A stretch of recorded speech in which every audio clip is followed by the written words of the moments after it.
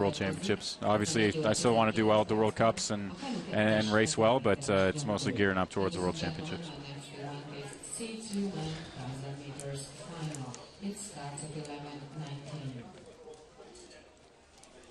The next one coming up, the C2s. What's your personal history with C2s?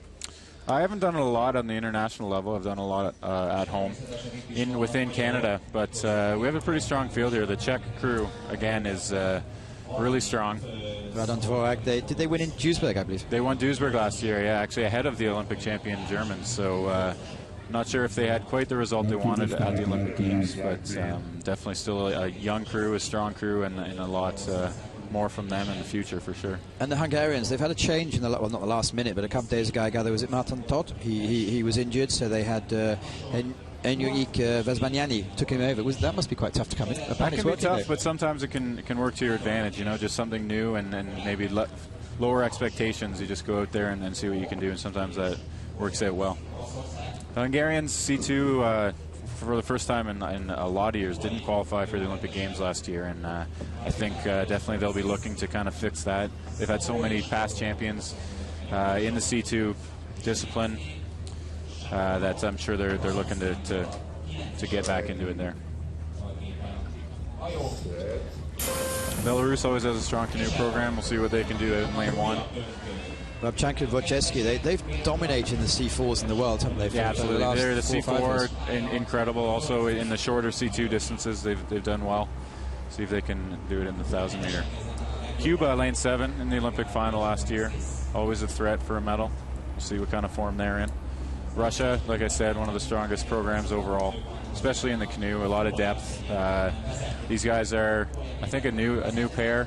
Not the same crew. I don't think that medaled last year at the Olympic Games, but a lot of depth in the Russian canoe program. You're forgetting the Chinese, 8th.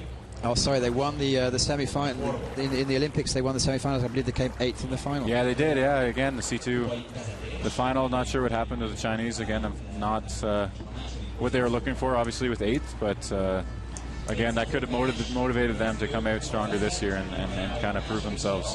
Well, safe fight. So it's you probably wouldn't have called that before. Yeah, China, Cuba out strong, and the Czechs. Hungarians here in lane 8, staying close. See if they can use the crowd to their advantage like the other Hungarians have. That's the young Russian crew there. A very typical Russian style of paddling. Which is what? Just the big, long strokes, a lot of legs. Maybe a lower rate, but just big, powerful strokes. And it is some of the nations, they wear these amazing head caps as well when they're... Yeah, that seems to be one of the Eastern European styles.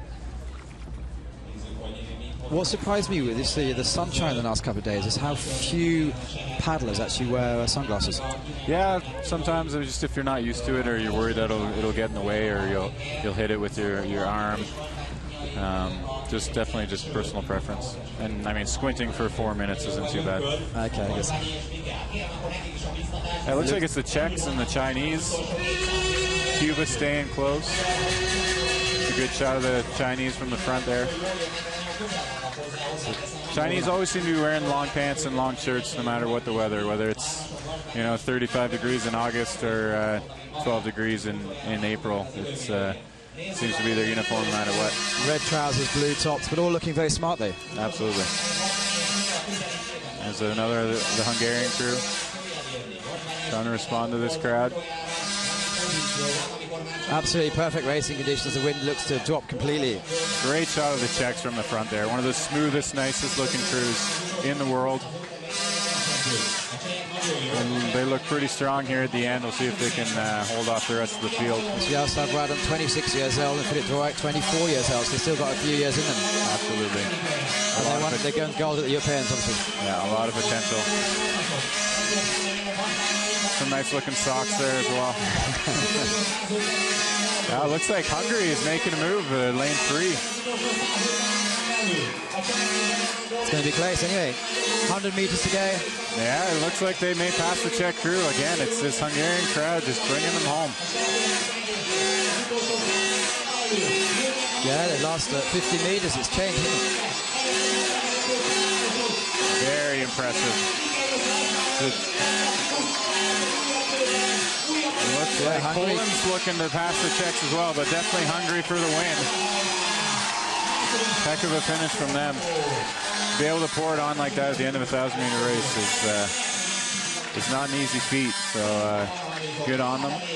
The Czechs had a strong race, but just didn't have the speed at the end to stay ahead of the Hungarians. As I say, it's a scratch team for Hungary. They've only been together a few days, but obviously it worked out. Yeah, and the Hungarians grow up. They all paddle a similar style, so it's a lot easier for them to just jump in the boat with each other. Not that that was easy by any means, but they seem to be able to switch up their crews and still have success.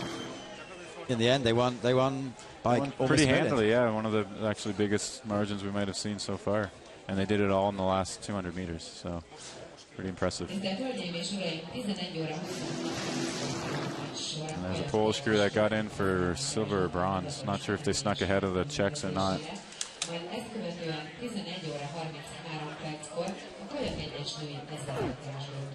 Is it really as difficult as it looks to balance in these things? It's when you first start, definitely is, and also after a race when you're completely exhausted, it can be pretty tippy.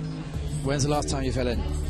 I fell 2 years ago after a race. I fell in, just exhausted and just couldn't keep myself up.